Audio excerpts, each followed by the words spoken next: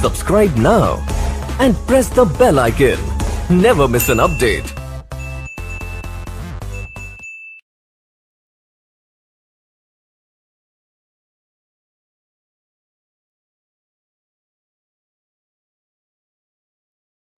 जी, आज के लेक्चर का आगाज करते हैं। सबसे पहले प्रीवियस लेक्चर में से कोई क्वेश्चन पूछना चाहते हो तो पूछ लीजिए। जी, company has perpetual succession and common seal. इसमें सील का मतलब क्या है? सील का मतलब कंपनी की स्टैंप, मुहर। ठीक है, कैसे पता चलेगा कि कोई डॉक्यूमेंट जो है वो ऑफिशियल कंपनी के बिहाफ पे इशू की जा रही है या डायरेक्टर्स की कोई अपनी पर्सनल डॉक्यूमेंट है? वो जो कंपनी के बिहाफ पे डॉक्यूमेंट्स इशू की जाती हैं उनमें एक तो कंपनी का नाम लिखा होता है और सील होती है, कंपनी की स्टैंप लगी होती है। बाइंडिंग का मतलब है जो उनके लिए पाबंदी करना लाजमी है। ठीक है, बाइंडिंग ऑन मेंबर्स का मतलब है कि मेंबर्स के लिए अब लाजमी है कि वो मेमोरेंडम और आर्टिकल एसोसिएशन की पाबंदी करें जब वो रजिस्टर हो जाया करें।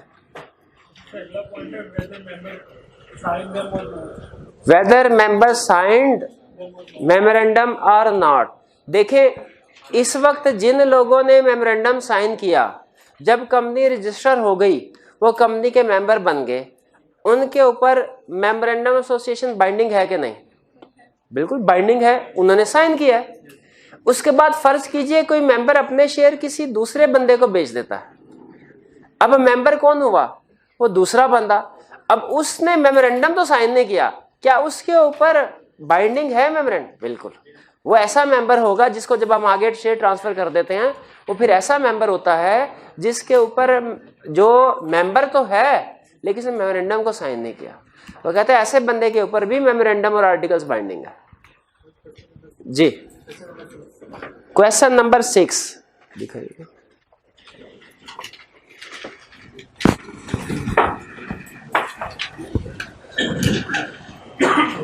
State the legal position of preliminary contracts regarding public company. ठीक है, ये प्रिलिमिनरी कॉन्ट्रैक्ट्स जो हैं रिगार्डिंग पब्लिक कंपनी, ये प्री इनकॉर्पोरेशन कॉन्ट्रैक्ट्स का उसने नाम दे दिया प्रिलिमिनरी कॉन्ट्रैक्ट्स। ठीक है, तो ये प्री इनकॉर्पोरेशन जो कॉन्ट्रैक्ट्स हैं उनका स्टेटस क्या होता है? वो कंपनी पे बाइंडिंग नहीं होते। ठीक जी, तो फिर भी सेम कंसेप्ट होता। वो किसी भी तरह की कंपनी हो, अपनी एग्जिस्टेंस से पहले जितने भी कॉन्ट्रैक्ट्स हैं उसके ऊपर बाइंडिंग नहीं, क्योंकि जिस वक्त कॉन्ट्रैक्ट किया गया, क्रिएट किया, उस वक्त वो एग्जिस्ट ही नहीं कर रही थी। जी, तो आपने बताया था कि कंपनी के पास दो ऑप्शन हैं। जी बिल्कुल ऐसे। पहले वो डिफेक्ट रिमूव करे और उसके मतलब पहले डिफेक्ट रिमूव करे फिर वो अपील कर सकते। नहीं, अगर कंपनी के अगर रजिस्ट्रार ने रिफ्यूज कर दिया कि हम रजिस्ट्रेशन नहीं करेंगे, अगर तो प्रोमोटर्स ये समझते हैं कि रजिस्ट्रार ने जो एतराज लगाया वो गैर जरूरी है, तो वो डायरेक्ट एससीसीपी के पास जा सकते हैं। अगर वो समझते हैं कि यार वाकई ये गलती थी, हमसे गलती हो गई एक डॉक्यूमेंट, तो फिर वो रिवाइज्ड डॉक्यूमेंट सबमिट करवा देंगे। ठीक है, ये डिपेंड करता है कि प्रमोटर्स क्या समझते हैं, क्या जो रजिस्ट्रार ने रिफ्यूजल की वो जस्टिफाइड थी कि अनजस्टिफाइड थी। जी बंद आपने कल कहा था कि रजिस्ट्रार सर्टिफिकेट इशू करता है सर, वो कॉम्प्लिकेटेड थी वो बॉडी कॉर्पोरेट हो जाएगी सर, वो इशू हो गया सर्टिफिकेट, उसको कंपनी नहीं कहेंगे। बिल्कुल कंपनी कहेंगे, लेकिन बॉडी कॉर्पोरेट भी कह दे तो गलत तो नहीं है। हर कंपनी जो है वो बॉडी कॉर्पोरेट भी तो होती है। तो अगर रजिस्ट्रार ने सर्टिफिकेट ऑफ इनकॉर्पोरेशन इशू कर दिया, उसके बाद हम उसको कंपनी कह रहे हैं, ठीक कह रहे हैं, लेकिन अगर उसको हम बॉडी कॉर्पोरेट कह रहे हैं तो क्या फिर गलत है? फिर भी तो ठीक है, हर कंपनी बॉडी कॉर्पोरेट होती है। जी, और कोई क्वेश्चन? असाइनमेंट जो थी वो डिस्कस करने, क्वेश्चन 9 असाइनमेंट कल डिस्कस करेंगे। असाइनमेंट जो है वो कल जो है हम इंशाल्लाह इसको डिस्कस करेंगे। चैप्टर 19 की असाइनमेंट, हाँ असाइनमेंट इंशाल्लाह कल डिस्कस करेंगे। आज लेक्चर थोड़ा सा ज़्यादा है तो मैं चाह रहा हूँ कि वो हमारे इस लेक्चर में कंप्लीट हो जाए तसल्ली के साथ, एंड पे ये ना हो कि जल्दी जल्दी करना पड़े। तो इसीलिए असाइनमेंट जो है उसके लिए हम कल का दिन रखते हैं। और कोई क्वेश्चन? डिक्लेरेशन ऑफ कंप्लायंस का मतलब है जैसे सिंपल बयान हल्फी, कानूनी मामलात में बयान हल्फी जमा करवाते हैं ना, कह रहे वो ये डिक्लेरेशन ऑफ कंप्लायंस। इसमें वो क्या कह रहे होते हैं मेंबर के हमने कानून के सारी जो रिक्वायरमेंट्स थी, लीगल रिक्वायरमेंट्स, वो पूरी कर दी हैं और हम आइंदा भी ये जो लीगल रिक्वायरमेंट्स होंगी, जो मेमोरेंडम एसोसिएशन, आर्टिकल एसोसिएशन में जो कुछ भी लिखा हुआ है, हम उनके मुताबिक ही कंपनी को रन करेंगे। सिंपल डिक्लेरेशन होते हैं जी। और की क्वेश्चन?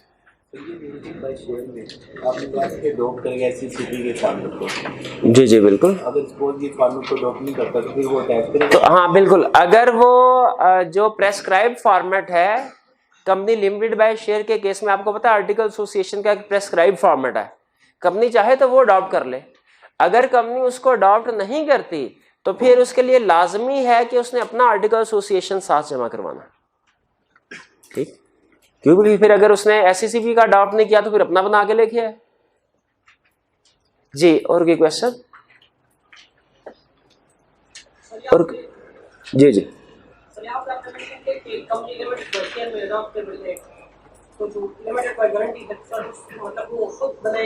जी बिल्कुल, इसका मतलब ये हुआ कंपनी लिमिटेड बाय गारंटी के लिए कोई ऑप्शन नहीं है, उसके लिए लाजमी है कि उसने आर्टिकल एसोसिएशन बना के सबमिट करवाना जी। और कोई क्वेश्चन? कोई क्वेश्चन नहीं? आज के लेक्चर की तरफ चलें। चलिए आज के लेक्चर की तरफ चलते हैं हम। आज हम दो कंसेप्ट स्टडी करने जा रहे हैं।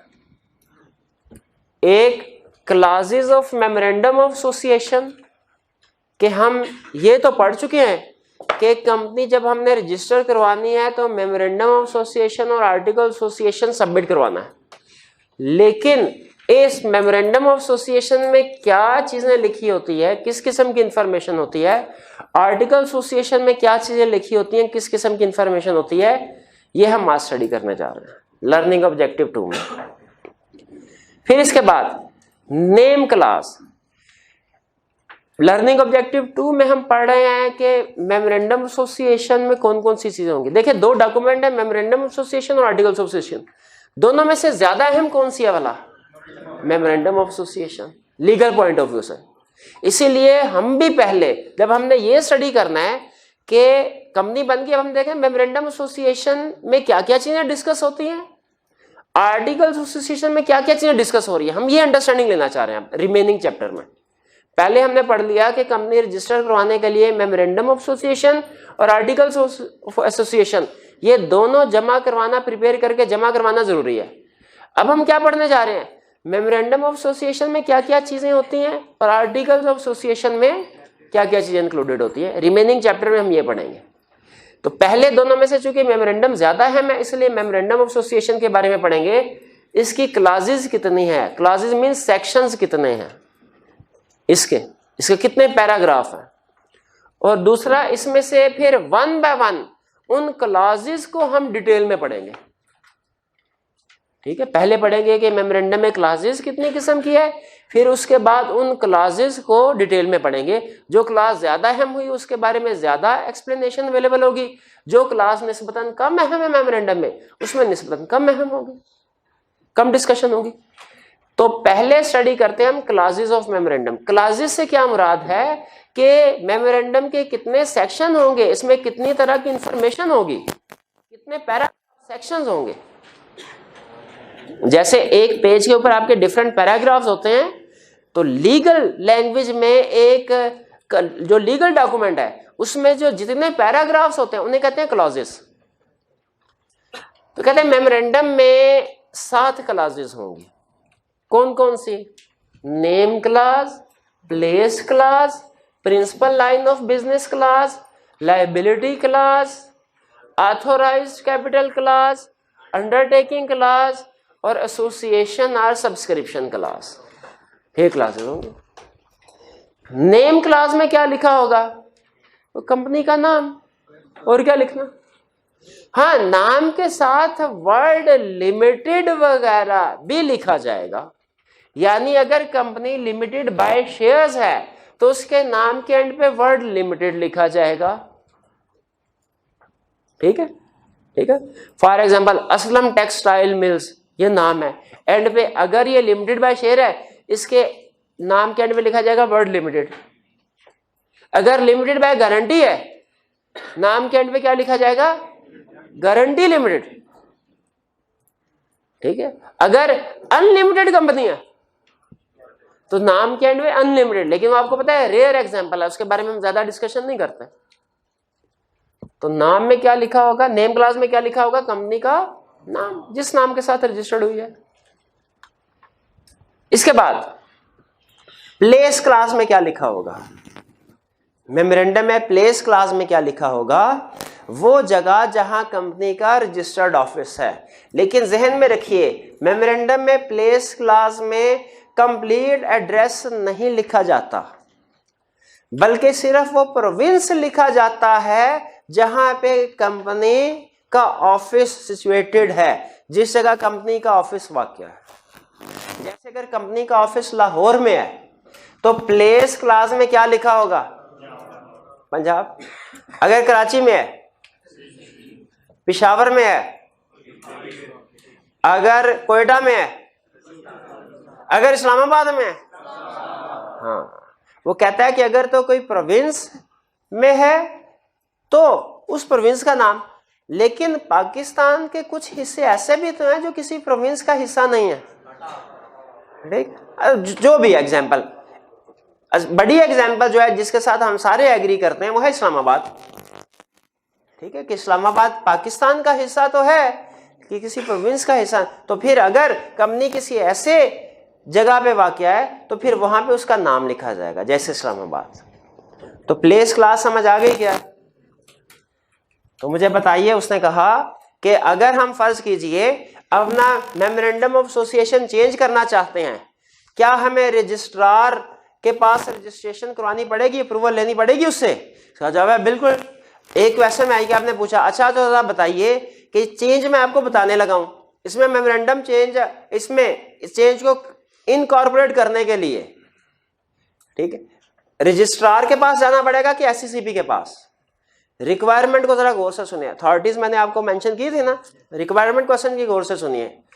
कह रहे हैं कंपनी का ऑफिस मुल्तान में है और वो इसको लाहौर में शिफ्ट करवाना चाहते हैं।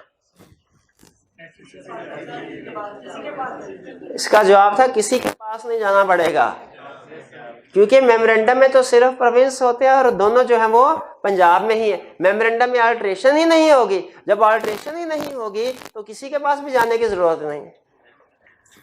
ऐसे घुमाता है आई कैप। तो आगे चलते हैं, प्लेस क्लास क्लियर हो गया, इसमें कंप्लीट एड्रेस नहीं आना, सिर्फ प्रोविंस आएगा। आगे चलते हैं, principal line of business. Principal line of business, इसमें लफ्ज प्रिंसिपल अहम है। वो कहते हैं कंपनी जो इनकॉर्पोरेट हो गई, बिजनेस कोई भी कर सकती है, इससे हमें टेंशन नहीं है। जो भी मुनासिब लीगल होना चाहिए बिजनेस, इलीगल की बात नहीं कर रहे, लीगल किसी भी सेक्टर में कोई भी बिजनेस कर सकती है, कोई टेंशन नहीं। लेकिन कोई एक सेक्टर तो ऐसा होगा जो उसका प्रिंसिपल लाइन ऑफ बिजनेस है। जैसे एक टेक्सटाइल कंपनी है, उसका principal line of business textile products में डील करना है। अच्छा, इसका ये मतलब नहीं है कि वो किसी दूसरे सेक्टर में कोई इन्वेस्टमेंट वगैरह नहीं कर सकती, ट्रांजैक्शन वगैरह नहीं कर सकती, नहीं कर सकती है। लेकिन कहता है जो प्रिंसिपल लाइन ऑफ बिजनेस है वो आपने मेमोरेंडम में लिखना है। एयरलाइंस है, ये फॉर एग्जांपल मोबाइल सेक्टर है, टेलीकॉम सेक्टर है, प्रिंसिपल लाइन ऑफ बिजनेस क्या है? टेक्सटाइल का बिजनेस है, प्रिंसिपल जो बड़ा होगा। इसका ये मतलब नहीं कि अगर आपने प्रिंसिपल लाइन ऑफ बिजनेस यहां पे लिख दिया मेमोरेंडम में तो फिर आप उससे बाहर जा ही नहीं सकते। ठीक है, वो कहता नहीं जा सकते हैं। पहले कंपनीज क्या किया करती थी कि रूल ये होता था पुराने जमाने में कि यहां पे जो आपने लिख दिया ना, आप वही बिजनेस कर सकते हैं, बाकी बिजनेस कर ही नहीं सकते। तो कंपनीज क्या करती थी कि इधर पहले तो 20-25 बिजनेस लिख दिया करती थी, फिर उसके बाद एंड पे 26वीं लाइन क्या लिखती थी? And any other business which directors may think fit for the purpose of profitability. यानी वो जो कोई ऊपर 25-26 में रह भी जाता था वो आगे जाके आखिरी लाइन में कवर हो जाता था। ऐसे ही मैंने कहा ये क्या टेंशन है, उसने कहा छोड़ो इसको, हम आपको इजाजत देते हैं जो मर्जी बिजनेस कर लो, लेकिन कम से कम जो बड़ा बिजनेस करोगे, जो मेन फोकस होगा आपका जिस चीज के ऊपर, वो यहां पे लिख दो। और आपके नाम के साथ नाम में ऐसा लफ्ज होना चाहिए जिससे आपका प्रिंसिपल लाइन ऑफ बिजनेस का पता चल जाए। आपका नाम और प्रिंसिपल लाइन ऑफ बिजनेस ये आपस में मैच होने चाहिए। जैसे आदम जी इंश्योरेंस कंपनी, नाम में प्रिंसिपल लाइन ऑफ बिजनेस आ रहा है कि नहीं आ रहा? Pakistan telecommunication company limited, telecom से, ठीक। पाकिस्तान इंटरनेशनल एयरलाइंस, ठीक है।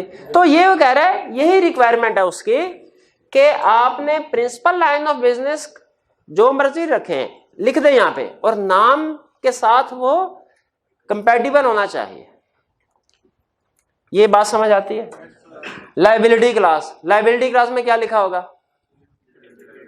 लिमिटेड बाय शेयर है कि लिमिटेड बाय गारंटी है कि अनलिमिटेड है? लायबिलिटी क्लास में क्या लिखा होगा? कंपनी शेयर है, गारंटी है। अगर लिमिटेड बाय गारंटी है, एक चीज और लिखी होगी, लिमिटेड बाय शेयर है, ये लिमिटेड बाय गारंटी अनलिमिटेड, एक चीज और लिखी होगी। गैस कर सकते हैं क्या चीज लिखी होगी जी? अमाउंट लिखी होगी जो हर बंदे ने गारंटी की होगी मिस्टर ए ने, कि मैं 10 लाख रुपए की गारंटी देता हूं। मिस्टर बी ने कहा होगा मैं 15 लाख की गारंटी देता हूं। वो याद है क्वेश्चन, मिसेस राहील वाले क्वेश्चन में हमने डिस्कस किया था ये कंसेप्ट। तो लिमिटेड बाय गारंटी में किस मेंबर की कितनी लायबिलिटी है, ये भी इसी क्लास में लिखा होगा। आगे चलते हैं, ऑथोराइज्ड कैपिटल क्लास, इसमें क्या लिखा होगा भला? कैपिटल ही लिखा होगा, और क्या लिखा होना? कैपिटल। अच्छा, एक होता है ऑथोराइज्ड शेयर कैपिटल, एक होता है इशूड शेयर कैपिटल, दोनों में फर्क है। ऑथोराइज्ड शेयर कैपिटल है वो जिसकी आपने रजिस्ट्रेशन करवा ली रजिस्ट्रार से। अगर फर्ज कीजिए रजिस्ट्रार से 10 मिलियन कैपिटल रजिस्टर करवाया, लाजमी नहीं कि 10 का 10 मिलियन एक दफा में आप इशू कर दें। हो सकता है कि 10 मिलियन में से 6 मिलियन के शेयर्स एक दफा इशू करें, 3 मिलियन के शेयर्स अगली दफा इशू करें, फिर 1 मिलियन के शेयर अगली दफा इशू करें। अगर आपने 6 मिलियन के शेयर्स इशू किए हैं तो आपका ऑथोराइज्ड शेयर कैपिटल तो 10 मिलियन है, इशूड शेयर कैपिटल कितना है? तो बताइए, मेमोरेंडम में ऑथोराइज्ड शेयर कैपिटल आएगा, इशूड शेयर कैपिटल, या दोनों? ऑथोराइज्ड शेयर कैपिटल आएगा। और ऑथोराइज्ड शेयर कैपिटल में टोटल अमाउंट नहीं आ जाएगी, इसकी डिवीजन भी आएगी। 10 million share capital divided into 1 million shares of ₹10 each. इस तरह याद है आपको बताया था डिस्क्रिप्शन कैसे होती है, ठीक है। तो टोटल अमाउंट भी आएगी, शेयर्स कितने हैं वो भी आएंगे, हर शेयर की फेस वैल्यू कितनी है वो भी आएगी। फिर ही पूरी बात होगी ना कि हमारा ऑथोराइज्ड कैपिटल कितना है। Next, undertaking class. ये अंडरटेकिंग और एसोसिएशन सब्सक्रिप्शन क्लास ये रेगुलर रूटीन नेचर की क्लासेस होती है। मेमोरेंडम के नीचे वो अंडरटेकिंग देते हैं, सर हम अंडरटेकिंग देते हैं कि हम ये जो ऊपर इंफॉर्मेशन लिखी है उसके कंप्लाई करेंगे। या अगर एसएससीबी कहता है कि जी कोई और भी अंडरटेकिंग देनी है वो भी दे सकते हैं। एसोसिएशन और सब्सक्रिप्शन क्लास में जो सब्सक्राइबर्स होते हैं वो साइन करते हैं। सब्सक्रिप्शन क्लास में जितने भी सब्सक्राइबर, आपको पता है हमने पढ़ा था memorandum should be signed by subscribers. तो ये जो आखिरी हिस्सा होता है मेमोरेंडम का, इसमें जितने भी सब्सक्राइबर्स हैं उनके नाम, एड्रेस वगैरह लिखा होता है और वो इसको साइन करते हैं। आखिरी हिस्से को जिसमें सब्सक्राइबर्स के नाम और दूसरे पर्टिकुलर्स होते हैं उसको कहते हैं एसोसिएशन या सब्सक्रिप्शन क्लास, जिसमें वो सारे साइन करते हैं। आपने देखा होगा जैसे नॉर्मली जो लीगल एग्रीमेंट्स वगैरह होते हैं उनमें आखिरी हिस्से पे जाके पार्टी सारी अपने साइन करते हैं, और जो गवाह वगैरह होते हैं वो भी आखिरी हिस्से पे जाके साइन करते हैं।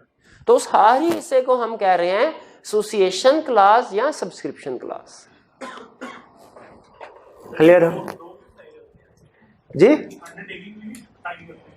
नहीं, अंडरटेकिंग में तो वो अंडरटेकिंग दिए पैराग्राफ लिख रहे होते हैं कि हम मेमोरेंडम में जो भी और टर्म्स एंड कंडीशन लिखी हुई है उनके मुताबिक ही काम करेंगे। लेकिन वो हैं कौन जो अंडरटेकिंग दे रहे हैं, वो तो फिर उससे भी नीचे लिखना पड़ेगा ना कि मिस्टर ए है, बी है, सी है, डी है, फिर उनका नाम, वल्दियत वगैरह, एड्रेस और साइन होंगे उनके। तो ये हमारी 7 क्लासेस हो गई मेमोरेंडम की। समझ आ गई? कोई मुश्किल तो नहीं है? ठीक है। पहले क्या है? Name clause, place clause, principal line of business, liability clause, authorised capital clause, undertaking clause, association subscription. अच्छा बताइए, क्या कोई ऐसी सिचुएशन हो सकती है जिसमें इनमें से कोई एक क्लास मौजूद ना हो? अभी तक जितना भी आप लॉ के एक्सपर्ट बैठे हैं सारे, जितना भी लॉ पढ़ा है, शाबाश। अगर कंपनी लिमिटेड बाय गारंटी है तो याद रखिए उसका शेयर कैपिटल हो भी सकता है, नहीं भी हो सकता। अगर तो उसका शेयर कैपिटल है तो वो तो कैपिटल क्लास में आ जाएगा। लेकिन अगर कंपनी लिमिटेड बाय गारंटी का शेयर कैपिटल नहीं है तो फिर ये वाली क्लास गायब हो जाएगी, आएगी ही नहीं। तो बताइए, अगर एक कंपनी की लायबिलिटी अनलिमिटेड है, इसी तरह एक कंपनी की लायबिलिटी, तो लायबिलिटी क्लास आएगी कि नहीं आएगी? आएगी। उसके आगे लिखा होगा लायबिलिटी अनलिमिटेड है, आएगी क्लास। चलिए कोई बात नहीं, क्लियर हो गया कंसेप्ट? इजी, मुश्किल नहीं है बस। जी जी। प्रिंसिपल ग्रुप ऑफ कंपनी अलग-अलग कंपनी के तौर पर रजिस्टर हुई होगी ना, हर कंपनी, या 10 कंपनियां भी हों, हर कंपनी अलग-अलग के तौर पर रजिस्टर हुई होगी। ठीक है। तो उसके अपने, जो उस कंपनी का अपना मेमोरेंडम है, आर्टिकल्स है, उसमें प्रिंसिपल लाइन ऑफ बिजनेस होगा। अच्छा, अब रीडिंग करना चाह रहे हैं, यही कुछ लिखा भी हुआ है कि अगले कंसेप्ट की तरफ। हाँ, क्योंकि साइंस में कोई टेक्निकल पॉइंट मजा नहीं, मतलब बिल्कुल ऐसे ही है। चलें कोई बात नहीं, कभी कभी ऐसे कंसेप्ट भी आ जाते हैं। अच्छा, अब इसमें हमने नेक्स्ट कंसेप्ट सीखने किया है, यही जो सारे एलिमेंट हैं इनको 1 बाय 1 पकड़ के हमने डिटेल में डिस्कस करना है। कभी नेम क्लास को डिस्कस कर लेंगे, किसी दिन प्लेस क्लास को डिस्कस, किसी दिन प्रिंसिपल लाइन ऑफ बिजनेस, किसी दिन लायबिलिटी को, किसी दिन ऑथराइज्ड कैपिटल क्लास को। इन्हीं को अब हमने डिटेल में डिस्कस करना है। ठीक है। जिंदगी इतनी आसान तो नहीं है ना जितनी उसे क्लासेस में लिख दिया कि भाई यहाँ पे नाम लिखा होगा, नाम में आगे बहुत से लीगल मैटर्स हैं। तो कहते हैं चलते हैं अब नेक्स्ट कंसेप्ट हमारा क्या, लेकिन देखिए लिंकिंग दोनों की है। पहले हमने क्लासेस ऑफ मेमोरेंडम समझी, उसके बाद एक क्लास को अब हम डिटेल में स्टडी करने जा रहे हैं, और ये कौन सी वाली क्लास है? Name class. पहले 5 कंसेप्ट हमें सिखा रहा है वो। पहला कंसेप्ट, रिजर्वेशन ऑफ नेम।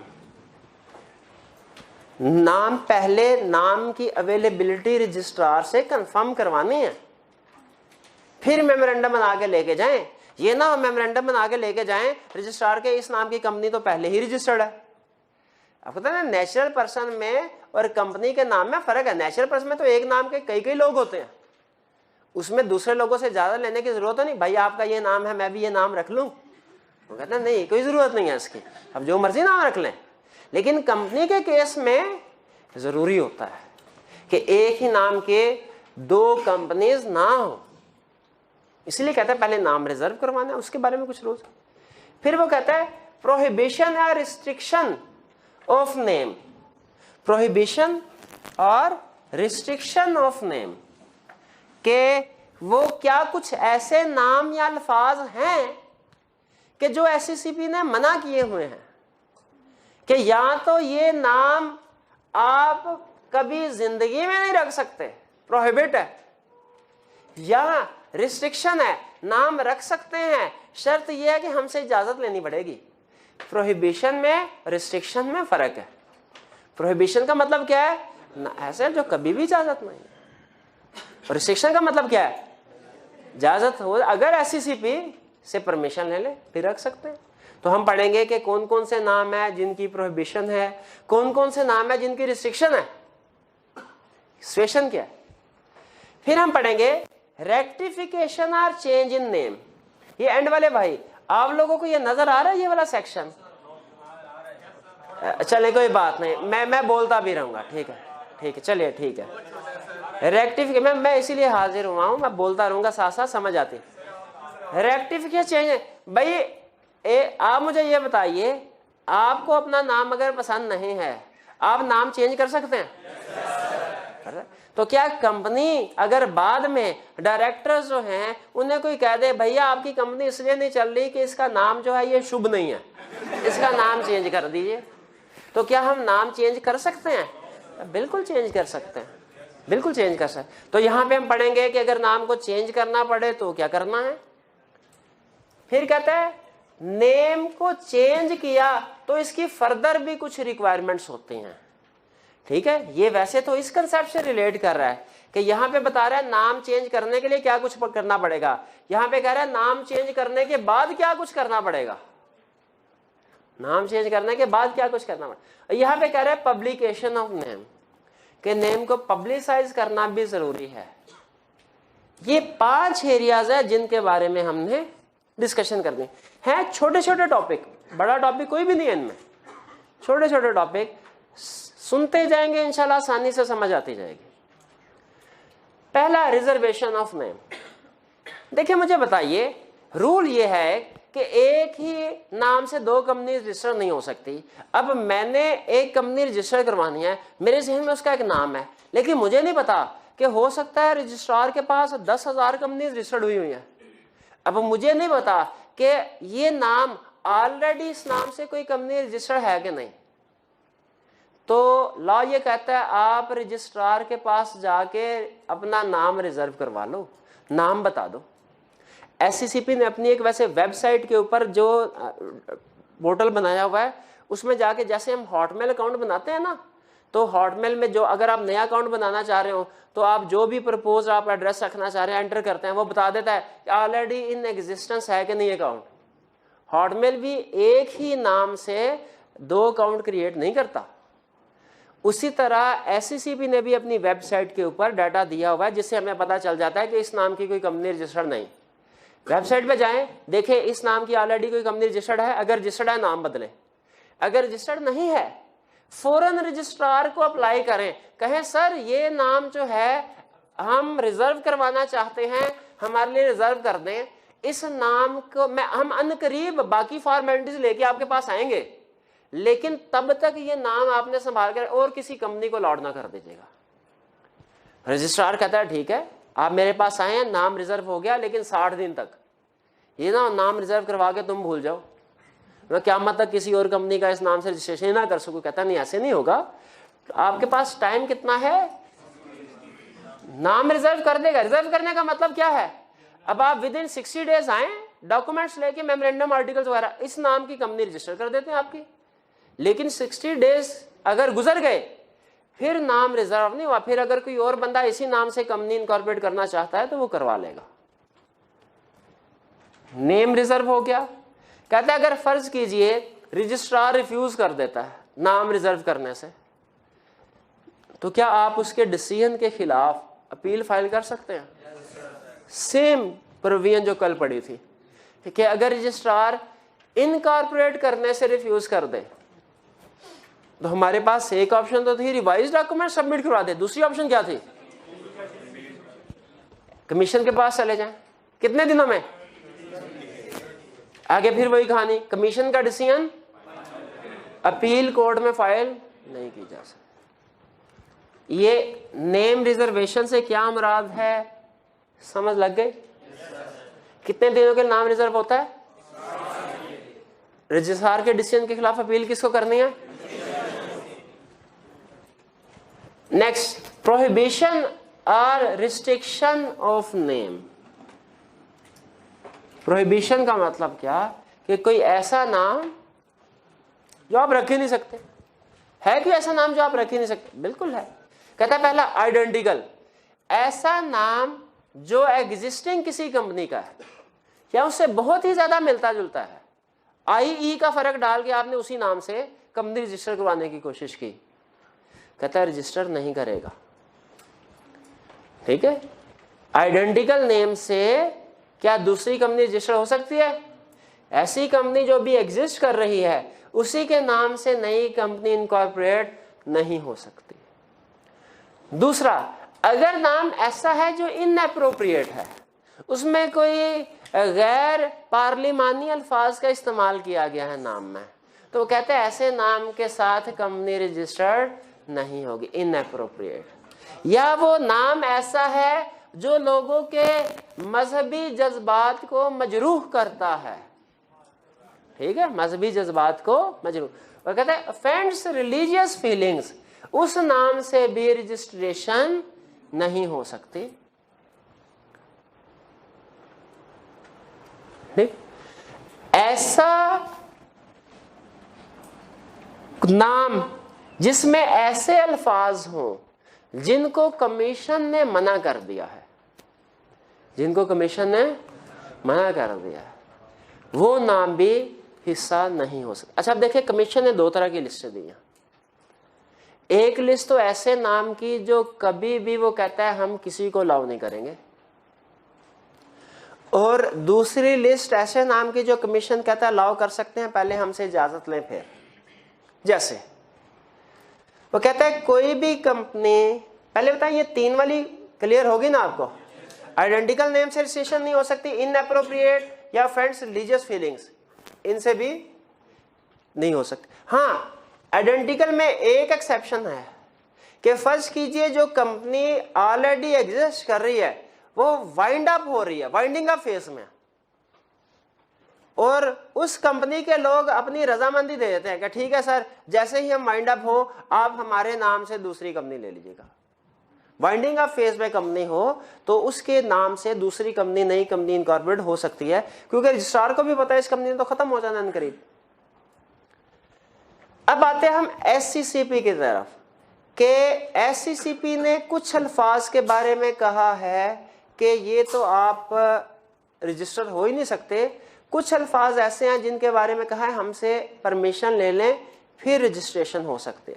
वो कहता है ऐसे अल्फाज जो शो कर रहे हो कि कंपनी का कनेक्शन है किसी हेड ऑफ द स्टेट के साथ, प्रेसिडेंट, प्राइम मिनिस्टर के साथ, ऐसे नाम के साथ कंपनी रजिस्टर्ड नहीं होगी जब तक कि हमसे परमिशन ना ले ले। अब मैं एग्जांपल आपको वो बता रहा हूं उन नाम्स की कि जिनमें कमीशन की अप्रूवल जरूरी है। अगर आप कमीशन की अप्रूवल ले लें फिर उस नाम के साथ कंपनी रजिस्टर कर सकते हैं। कहता है पहली एग्जांपल, अगर कंपनी के नाम में कोई ऐसा लफ्ज है जो शो कर रहा है कि कंपनी का गवर्नमेंट के हेड ऑफ द स्टेट के साथ कोई रिलेशनशिप है, तो SCCP के अप्रूवल की जरूरत पड़ेगी। SCCP देखेगा वाकई रिलेशनशिप है कि नहीं है। अगर वाकई रिलेशनशिप हुआ SCCP अप्रूव कर देगा। अगर आपका कोई रिलेशनशिप तो नहीं है लेकिन आपने उनका नाम इस्तेमाल करके लोगों को धोखा देने की कोशिश की है, उस नाम की अप्रूवल नहीं मिलेगी। इसी तरह अगर नाम में ऐसे अल्फाज है जिनसे पता चल रहा है, लग रहा है कि कंपनी का जो फेडरल गवर्नमेंट या इसके किसी इदारे से ताल्लुक है, ठीक है, जैसे फर्ज कीजिए नेशनल बैंक ऑफ पाकिस्तान नाम से लग रहा है कि ये इसका ताल्लुक फेडरल गवर्नमेंट से है। बैंक ऑफ पंजाब नाम से लग रहा है प्रोविंशियल गवर्नमेंट से ताल्लुक है।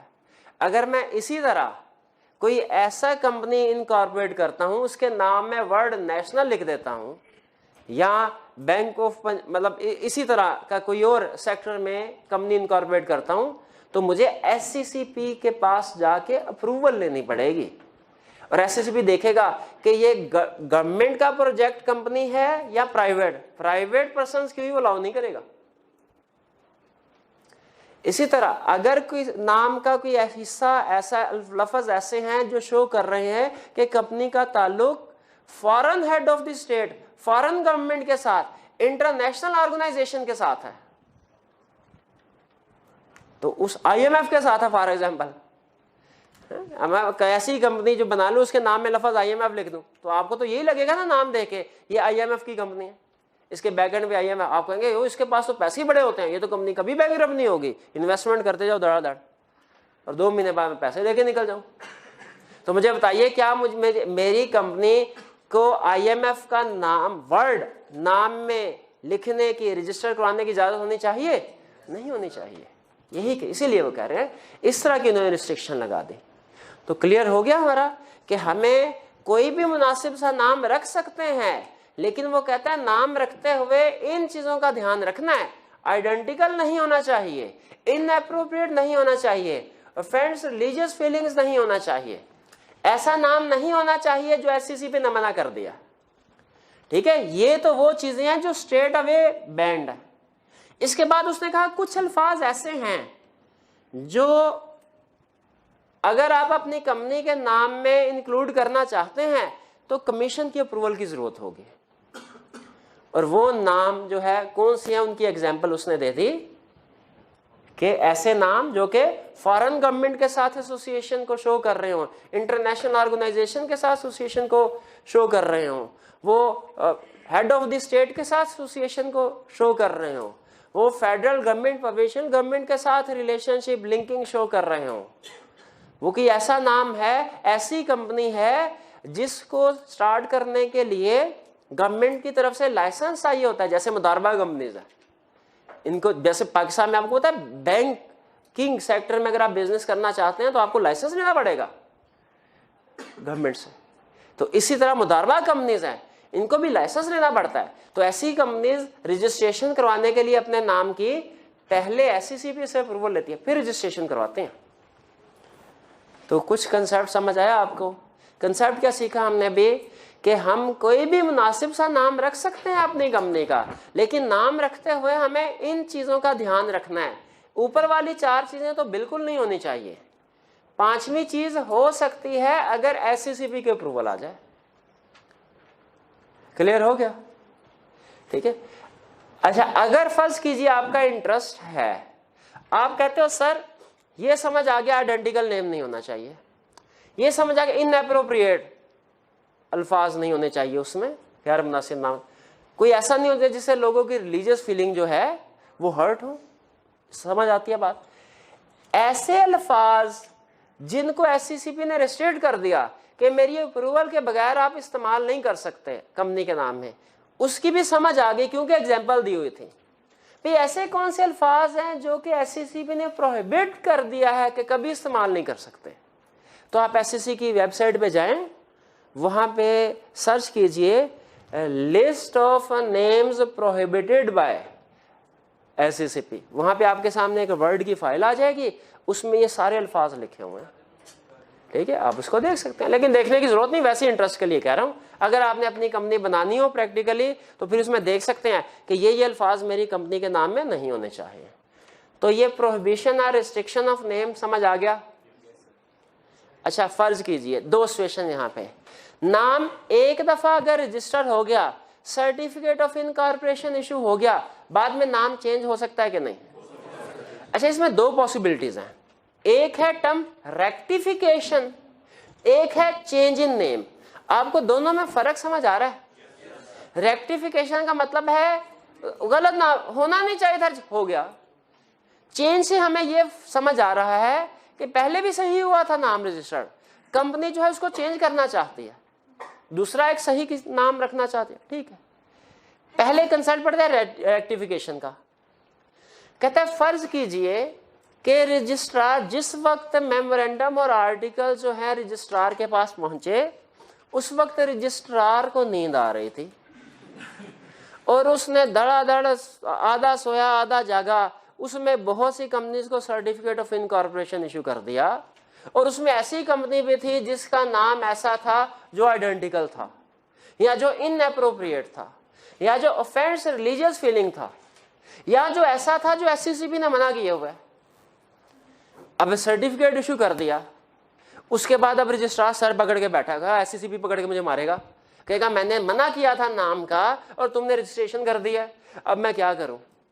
क्या इसके पास कोई पावर है? बिल्कुल पावर है।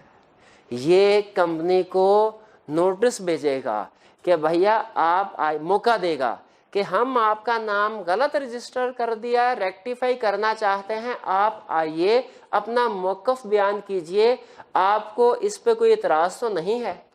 एक हियरिंग होगी,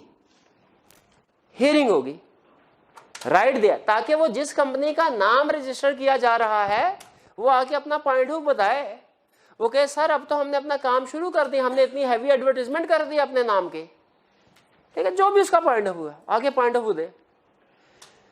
इसके बाद रजिस्ट्रार उसका पॉइंट ऑफ व्यू सुनेगा, फिर कहेगा जो कुछ आप कह रहे हैं सही कह रहे हैं, लेकिन मैं ऑर्डर देता हूं कि आप अपना नाम चेंज करें, इस नाम के बजाय कोई और अच्छा नाम चेंज कर रख लें। बताइए कंपनी के लिए लाजिम है? बिल्कुल चेंज करेगी, ठीक है। अच्छा कब चेंज करेगी? जब रजिस्ट्रार ने ऑर्डर इशू किया उसके 30 दिन के अंदर अंदर अपना नाम चेंज करेगी। अगर कंपनी 30 दिन के अंदर अंदर अपना नाम चेंज नहीं करते, कंपनी कहती है हम तो नहीं चेंज करते, फिर रजिस्ट्रार क्या करे? रजिस्ट्रार फिर खुद नाम चेंज करके नया सर्टिफिकेट ऑफ इनकॉर्पोरेशन इशू कर देगा, खुद एक अच्छा सा नाम रख लेगा कंपनी का और उसे कहेगा आज से आपका नाम ही। देखिए पहले कंपनी को मौका दिया, कंपनी को बुलाया, उसे कहा सर आपका नाम जो है वो गलत रजिस्टर हो गया है, इसको सही कीजिए। 30 दिन का वक्त है आपके पास। 30 दिन में अगर तो कंपनी अपना अच्छा सा नाम सोच के रजिस्ट्रार के पास आ जाती है दोबारा कि अपना जो एग्जिस्टिंग मेमोरेंडम वगैरह था, सर्टिफिकेट ऑफ इनकॉर्पोरेशन वगैरह था, वो ला के उसने उसको जमा करा। उसने कहा सर ये हमने चेंज कर लिया है, अब हमें रिवाइज्ड सर्टिफिकेट ऑफ इनकॉर्पोरेशन दे दिए नए नाम के साथ, तो अच्छी बात। लेकिन अगर company with in 30 days registrar के पास नहीं आती तो फिर क्या करना है? रजिस्ट्रार खुद से एक अच्छा नाम कंपनी का रख के सर्टिफिकेट ऑफ इनकॉर्पोरेशन बना के उनके एड्रेस पे सेंड कर देगा। क्लियर हो गई ये बात? रेक्टिफिकेशन समझ आ गई? चेंज। फर्ज कीजिए कि नाम ठीक था लेकिन कंपनी चाह रही है कि हम इसके नाम को चेंज कर दें, इसके नाम को चेंज कर देते हैं। क्या कर सकते हैं? प्रोसीजर क्या होगा? नाम को रिजर्व करवाना चाहिए। क्यों? नए नाम को, शाबाश, नए नाम को रिजर्व करवाएंगे। पहला स्टेप नाम को रिजर्व करवाना है। दूसरा स्टेप स्पेशल रेजोल्यूशन पास करनी है नाम को चेंज करने के लिए। क्या पास करना है? ये स्पेशल रेजोल्यूशन क्या होती है? स्पेशल, हाँ सुन लें, लॉ में लफ्ज इस्तेमाल होता है रेजोल्यूशन। कौन सा लफ्ज इस्तेमाल? रेजोल्यूशन का मतलब होता है डिसीजन।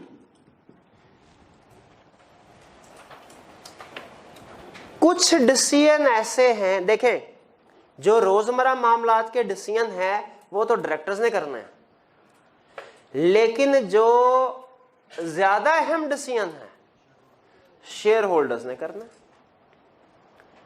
तो डिसीजन को लीगल लैंग्वेज में क्या कहते हैं? रेजोल्यूशन। अब कंपनीज एक्ट बनाने वाले ने जितने भी चीजों के ऊपर शेयर होल्डर से अप्रूवल चाहिए, अप्रूवल, उनकी एक लिस्ट बनाई। फिर कहा इनमें से कुछ मैटर ऐसे हैं जो बहुत ही ज्यादा अहम है, एक्सेप्शनल नेचर के हैं, और कुछ ऐसे मैटर है जो अहम तो है वो भी, लेकिन मॉडरेटली इंपॉर्टेंट है। जो हाईली इंपॉर्टेंट मैटर्स हैं उनके लिए उसने कहा कि अप्रूवल उस वक्त होगी जब 75% शेयर होल्डर यस करेंगे, और जो मॉडरेट नेचर के मैटर्स हैं उनके बारे में उसने कहा अप्रूवल तब होगी जब more than 50% share holders and members approve करेंगे। तो इसका मतलब है हमारी रेजोल्यूशन या डिसीजन जो शेयर होल्डर्स ने करने हैं वो दो तरह के हो गए। एक वो मैटर्स जिन पे सिंपल मेजॉरिटी से डिसीजन होगा, और दूसरा वो मैटर्स जिन पे 75% या 3/4 मेजॉरिटी से डिसीजन होगा। जिन मैटर्स के ऊपर सिंपल मेजॉरिटी से फैसला हो सकता है उसे हम कहते हैं ऑर्डिनरी। ऑर्डिनरी। और जिनके ऊपर 3/4 मेजोरिटी से होगा उन्हें क्या कहते हैं? एक्स्ट्रा ऑर्डिनरी नहीं, स्पेशल। ये जनरल मीटिंग नहीं है ऑर्डिनरी के साथ एक्स्ट्रा ऑर्डिनरी, ऑर्डिनरी और स्पेशल। तो ऑर्डिनरी रेजोल्यूशन क्या है? मेंबर्स का वो वाला फैसला जो सिंपल मेजोरिटी से हुआ हो। स्पेशल रेजोल्यूशन क्या है? मेंबर्स का वो वाला फैसला, डिसीजन जो 3/4 मेजोरिटी से हुआ हो। तो बताइए कि कंपनी का नाम चेंज करना है, 10 मेंबर्स हैं, 7 ने कहा नाम चेंज कर दो, 3 ने कहा नाम चेंज नहीं करना, नाम चेंज होगा कि नहीं? 3/4 मेजोरिटी चाहिए, स्पेशल रेजोल्यूशन चाहिए ना, लॉ ने कहा 3/4 मेजोरिटी। 10 है, 10 की 3/4 मेजोरिटी क्या है? 7.5। तो कितनों ने अप्रूव दिए? 7 ने। 0.5 वो 8वां या तो होगा या नहीं होगा। ठीक है, इसका मतलब है आपके पास 70% मेजोरिटी है, स्पेशल रेजोल्यूशन पास नहीं हो सकती। हाँ, 8वां भी मिल जाए फिर स्पेशल रेजोल्यूशन पास हो सकती है। तो नाम चेंज करने के लिए कौन सी रेजोल्यूशन चाहिए? ऑर्डिनरी के स्पेशल? दोनों में फर्क समझ आ गया आपको? आगे चलते हैं। कंपनी ने नाम चेंज करना है, पहला स्टेप रजिस्ट्रार के पास रिजर्व करवाए नाम, दूसरा स्टेप स्पेशल रेजोल्यूशन पास करे, तीसरा स्टेप अपने पास जो मेमोरेंडम है उसमें अब मेमोरेंडम को रिवाइज कर दे। भी देखें, पहली दफा जब रजिस्ट्रेशन करने के लिए गए थे रजिस्ट्रार के पास, मेमोरेंडम लेके गए थे, अब नाम चेंज करवाना है तो अब अल्टर्ड मेमोरेंडम लेके जाना चाहिए कि नहीं? अल्टर्ड से मुराद कौन सा मेमोरेंडम है? जिसमें नया नाम लिखा होगा आपने, और उसके साथ स्पेशल रेजोल्यूशन की कॉपी भी लगानी है। वो क्यों? ताकि साबित हो सके कि जो नया नाम है ये मेंबर्स ने अप्रूव किया हुआ है। ये तो नहीं कि वो कंपनी सेक्रेटरी जो है वो कोई सा भी बगैर मेंबर ने अप्रूवल दी ही नहीं है और वो जाके नाम चेंज करवाता है। रजिस्ट्रार तो तसल्ली करेगा ना, रजिस्ट्रार कहेगा भाई नाम तो सिर्फ मेंबर्स चेंज कर सकते हैं, उनकी अप्रूवल से होता है, बताओ मेंबर्स की अप्रूवल किधर है? तो कंपनी सेक्रेटरी क्या दिखाएगा मेंबर्स की अप्रूवल के तौर पे? कहेगा ये देखिए ये है स्पेशल रेजोल्यूशन की कॉपी, रजिस्ट्रार के पास है। रजिस्ट्रार ने कहा बिल्कुल ठीक है। और फिर इसके बाद रजिस्ट्रार एक नया सर्टिफिकेट ऑफ इनकॉर्पोरेशन इशू कर देगा। भाई आप जो अपना नाम चेंज करवाए हैं तो आपका शनाख्ती कार्ड पुराना ही चलेगा, नया शनाख्ती कार्ड आए? नहीं, अच्छा नाम चेंज कर लिया, शनाख्ती कार्ड पुराना ही चलेगा, तो भाई फिर नाम भी पुराना ही चलने दे। तो नाम चेंज करेगा किया फिर आपने, शनाख्ती कार्ड पुराना ही चलाना, तो शनाख्ती कार्ड नया मिलना चाहिए। उसी तरह सर्टिफिकेट ऑफ इनकॉर्पोरेशन भी नया होना चाहिए। एक कंपनी का नाम था स्टार कंपनी, उसने अपना नाम चेंज करके मून कंपनी करा लिया। उसने बैंक से लोन लिया हुआ था, नाम चेंज करवाने के बाद बैंक आया, कंपनी से लोन है। कंपनी ने पूछा हाँ भाई किधर? उसने कहा आपको लोन दिया हुआ है। कंपनी ने कहा लोन किसको दिया था? उसने कहा ये देखिए एग्रीमेंट है, स्टार कंपनी। कंपनी के मैं तो मून हूं, तो स्टार हो ही नहीं, जाओ स्टार का ढूंढो। बताइए क्या नाम चेंज करने से जो कंपनी के लीगल राइट्स हैं, लायबिलिटीज हैं, ड्यूटीज हैं, लीगल प्रोसीडिंग्स जो चल रही हैं, उन पे कोई असर पड़ेगा? जरा बराबर असर नहीं पड़ेगा। तो नाम चेंज कर ले, जो पैसे देने हैं किसी को सो देने हैं। क्लियर हो गया? नहीं, भूल गया मुझे सारा कुछ। मुझे ये बताइए, नाम चेंज करने के हवाले से दो ऑप्शन हैं, एक rectification, change in name. Rectification का मतलब है नाम गलत रजिस्टर हो गया था, अब रजिस्ट्रार की क्या पावर है? एक तो ये ना कंपनी खुद से भी चेंज कर सकती है सिंपल प्रोसीजर के जरिए से, लेकिन रजिस्ट्रार चेंज करना चाहता क्या करेगा? नोटिस भेजेगा, हेयरिंग होगी, उसके बाद हेयरिंग के बाद ऑर्डर इशू करेगा। 30 दिन के अंदर कंपनी ने अपना नाम चेंज करके तो रजिस्ट्रार को सबमिट करवाना है। अगर 30 दिन के अंदर कंपनी नाम चेंज नहीं करती, रजिस्ट्रार खुद से शुभ सा नाम रख के सर्टिफिकेट ऑफ इनकॉर्पोरेशन इशू कर देगा। अगर कंपनी खुद से नाम चेंज करना चाहती है तो क्या करे? नाम रिजर्व करवाए, स्पेशल रेजोल्यूशन पास करे, ऑर्डर्ड मेमोरेंडम और स्पेशल रेजोल्यूशन की कॉपी ले जाए रजिस्ट्रार के पास और न्यू सर्टिफिकेट ऑफ इनकॉर्पोरेशन आज मिल जाए। और नाम चेंज होने से राइट्स, लायबिलिटीज, लीगल प्रोसीडिंग वगैरह पे कोई फर्क नहीं पड़ेगा।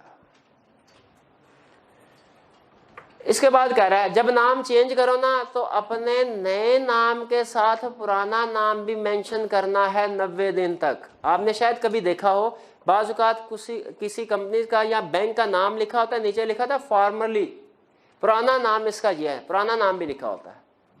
तो जान पहचान के लिए, ताकि जो लोग कंपनी के साथ डील कर रहे हैं वो कहें यार कल मैं यहाँ से गुजरा था, इधर स्टार कंपनी का बोर्ड लगा हुआ था, आज स्टार कंपनी कहीं नजर ही नहीं आ रही, किधर गया? वो ऑफिस भी कल तक स्टार कंपनी का था, आज मून कंपनी का है। वो सारे पाकिस्तान में स्टार कंपनी ढूंढता रहे, उसे कहीं मिले ही ना।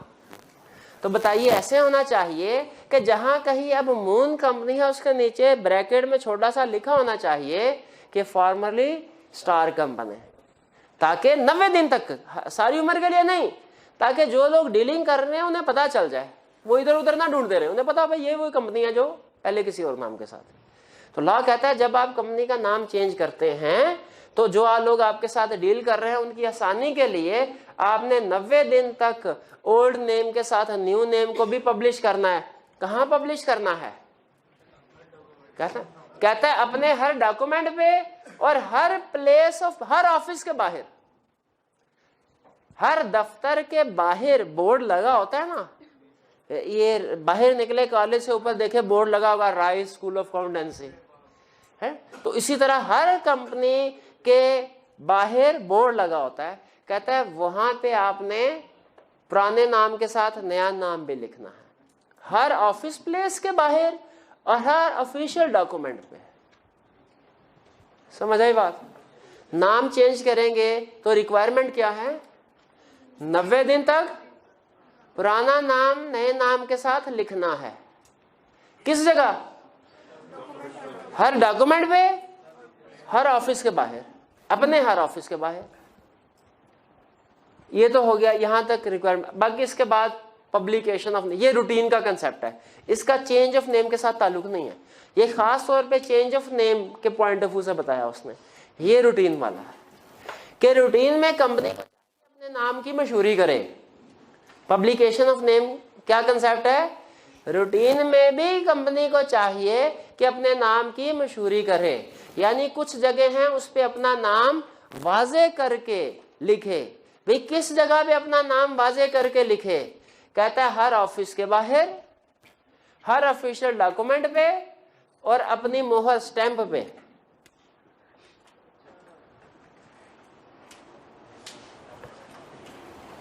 इसमें और इसमें क्या फर्क है? ये सिर्फ 90 दिन के लिए है, ये सारी उम्र के लिए रिक्वायरमेंट। अच्छा बताइए, कंपनी की जो ऑफिशियल सील है वो ठप्पा आपने देखा होगा, वो कंपनी के डॉक्यूमेंट्स के ऊपर वो नहीं, आई कैप से जो आपको वो सर्टिफिकेट जब आप पास कर लेते हैं, एक तो रिजल्ट कार्ड होता है ना, उसमें तो सिर्फ शायद साइन लिखे होते हैं। जब सर्टिफिकेट आता है उसके ऊपर देखिएगा वो ठप्पा लगा होता है, आई कैप का एम्बोस होता है शायद, उस पे बताइए, उस स्टैंप पे, सील को हम नॉर्मली कंसेप्चुअली कहते हैं स्टैंप पे, स्टैंप पे ओल्ड नेम लिखा होना जरूरी है कि नहीं? जी, विद इन 90 डेज गलत। स्टैंप के ऊपर विद इन 90 डेज भी लिखा होना जरूरी नहीं है। देखें फर्क देख रहे हैं, उधर कह रहा है कि जब आपने ओल्ड नेम न्यू नेम के साथ लिखना है, कहां कहां? ऑफिशियल डॉक्यूमेंट पे लिखना है और आउटसाइड एवरी ऑफिस। यहां पे कह रहा है ऑफिशियल डॉक्यूमेंट पे और आउटसाइड एवरी ऑफिस। यहां पे देखिए वो सील की बात नहीं कर रहा, स्टैंप वाली बात यहां नहीं कर रहा।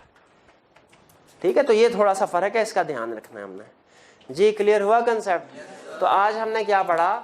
आज हमने क्लासेस ऑफ मेमोरेंडम पढ़े और फिर इसके बाद हमने ये पढ़ा नेम के हवाले से प्रोविजंस क्या है। एंड में छोटा सा क्वेश्चन, हम बैंक से लोन लेने के लिए गए, बैंक ने कहा कंपनी हो, हमने कहा बिल्कुल। उन्होंने कहा मेमोरेंडम दिखाओ, हमने मेमोरेंडम दिखाया।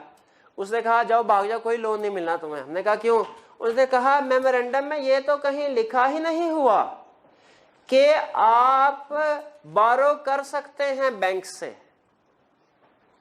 तो आपकी तो पावर ही नहीं है लोन लेने की। अगर पावर होती तो मेमोरेंडम में लिखा होता। हमने कहा अच्छा सर गलती हो गई, अगली मीटिंग होगी ना मेंबर्स की, उसमें स्पेशल रेजोल्यूशन पास करके मेमोरेंडम को चेंज कर देंगे, फिर हम आपके पास दोबारा आएंगे। तब तक के लिए अल्लाह हाफिज। बताइए क्या हमने ठीक किया, क्या बैंक ने ठीक किया? क्या बैंक को लोन देना चाहिए थे? क्यों लोन देना चाहिए था? नहीं, यहां याद रखिए बोरोइंग पावर जो होती है ना, ये मेमोरेंडम में लिखना लाजमी नहीं है, मेमोरेंडम में नहीं लिखी जाती, ठीक है। इसीलिए बोरोइंग पावर अगर मेमोरेंडम या ये अंडरस्टूड होता है, ये बाय डिफॉल्ट पावर होती है, एज्यूम किया जाता है। आर्टिकल्स में भी इवन नहीं अगर लिखा हुआ, फिर भी कंपनी की पावर होती है कि वो बारो कर सके किसी भी बैंक से। तो याद रखें बोरोइंग पावर मेमोरेंडम में या आर्टिकल्स में लिखा होना जरूरी नहीं है, एज्यूम किया जाता है। क्योंकि देख रहे हैं क्लॉजेज आपके सामने है, कहीं पे लिखा हुआ उसने कि borrowing power debt, share capital की बात कर रहा है, डेट की बात कहीं नहीं कर रहा। समझ आ गया कंसेप्ट? तो ये हमारा आज का कंसेप्ट था। थोड़ा सा इसमें रेक्टिफिकेशन और चेंज वाली जो चीज है और नेम वाली चीज है, ये एग्जाम पॉइंट ऑफ व्यू से मोस्ट इंपोर्टेंट है। ये थोड़ा सा शायद आपके लिए ट्रिकी साबित हो, इनको अच्छे तरीके से पढ़ लीजिएगा। और एंड पे जो क्वेश्चंस है वो लाजमी किया करें। जो आप जब भी आपको कोई कंसेप्ट पढ़ाया जाता है, एंड पे चाहे स्पेसिफिकली कहा जाए या ना कहा जाए, उसके एंड पे जो पास पेपर के क्वेश्चन है वो जरूर आपने अटेम्प्ट करना। चलिए आज के लेक्चर का यहाँ अख्ताम हुआ। अल्लाह हाफिज।